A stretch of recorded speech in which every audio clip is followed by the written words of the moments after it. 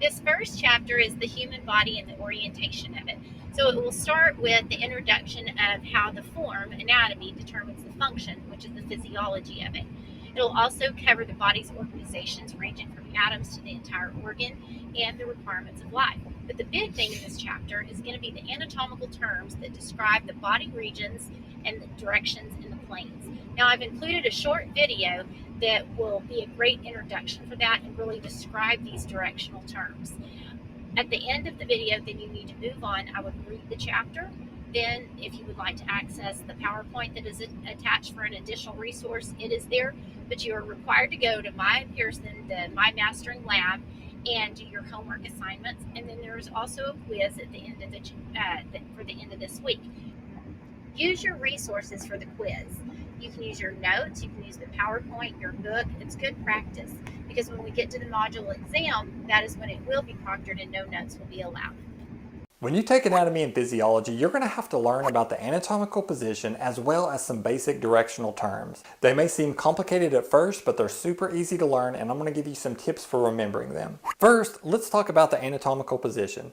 It is a standing position with the head facing forward, the arms to the side, with the palms facing forward and the fingers extended and the thumbs pointing away from the body.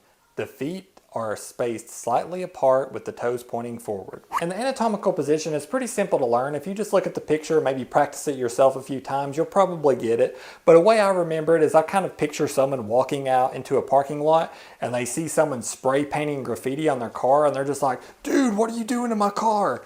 And that's basically the anatomical position. Now, it's really important for you to learn the anatomical position for a few different reasons. First of all, this is the standard perspective that everyone is going to use when they're referring to anatomy or the directional terms. So for example, let's say someone has a wound on the anterior side of their forearm. You don't have to guess which way their arm is twisted or which perspective someone's using. Everything is going to be from the perspective of the anatomical position.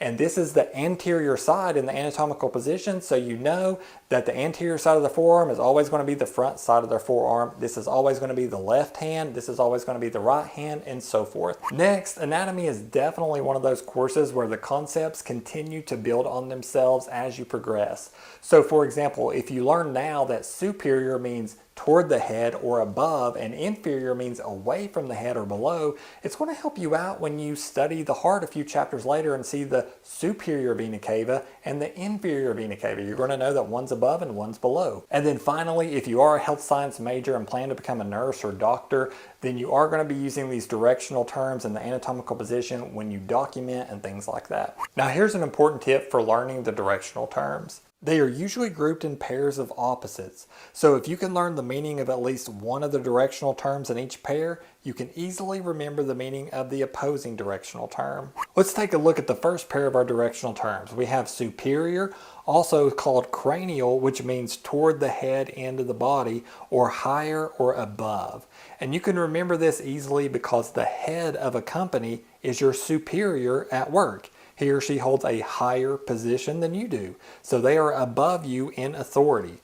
And inferior means just the opposite. This term is also sometimes called caudal, and it means away from the head or lower or under or below. An inferior product has a lower quality material compared to the other product. So let's apply these terms to the body.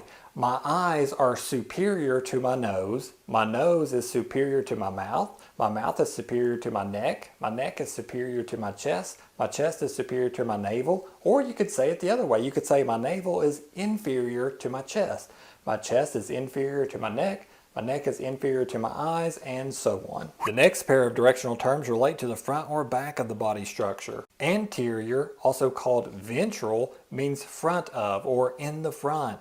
Your abdominal muscles are on the anterior side, and the easy way to remember that, abs are anterior. The word ventral literally means belly, by the way. Now your posterior or dorsal is going to be just the opposite. It means the back of or behind or on the back. And this is easy to remember because the posterior is another word for your rear end, which is on your backside. So on an exam, you might see a question asking you something like this. The sternum is blank to the spine. Well, you would know that the sternum is anterior to the spine. It is in front of the spine. Or you could say that the abdominal muscles are anterior to your intestines. Or you could say that the spine is posterior to your abdominal muscles, or that your heart is posterior to your pectoral or chest muscles, and so on. Next, we have distal and proximal, which relate to the attachment point or origin of a structure to your body, such as your arms and legs attaching to your trunk. Distal means away from or farthest from the attachment point of the structure. You literally go the distance with distal.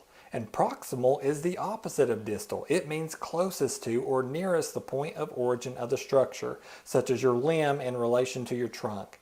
And just think of the word approximately, and you'll remember that it means close to the insertion point of the trunk relative to the other object you're referring to. Now, people sometimes get confused on these two directional terms, so let me give you a couple points to help you keep in mind.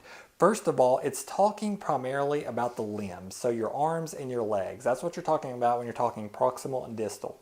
Second of all, it's referring to the attachment point.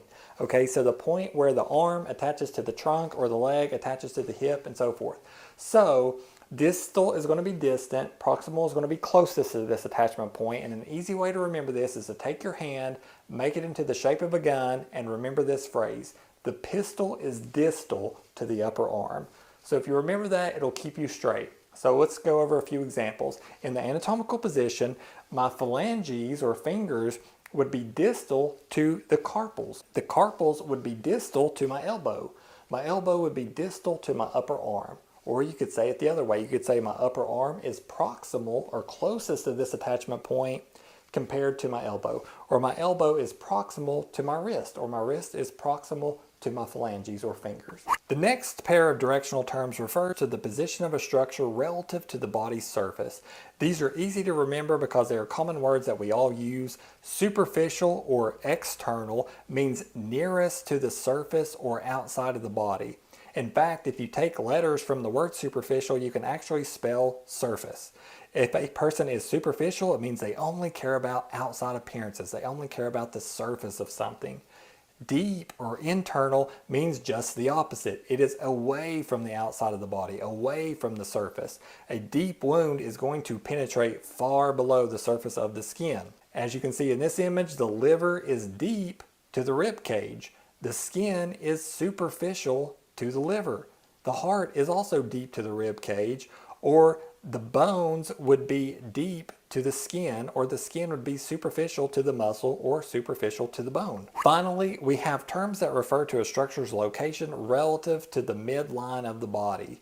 Medial means toward the midline of the body, and that's easy to remember because medial sounds a lot like middle, and that's exactly what it's talking about. A structure is toward the middle of the body, and lateral means away from the body's midline. And lateral is easy to remember because a popular exercise to work out your shoulder muscles is something called lateral raises, where you take the weights and you literally lift them away from the middle of the body. And the word intermediate means between two structures. So the humerus, or the bone in the upper part of the arm, would be lateral to the sternum, which is more toward the midline of the body, or the sternum would be medial to the humerus, or your knee would be intermediate between the ankle and the hip. Okay, so that wraps up this video on the anatomical position and the directional terms. Now, I do have a free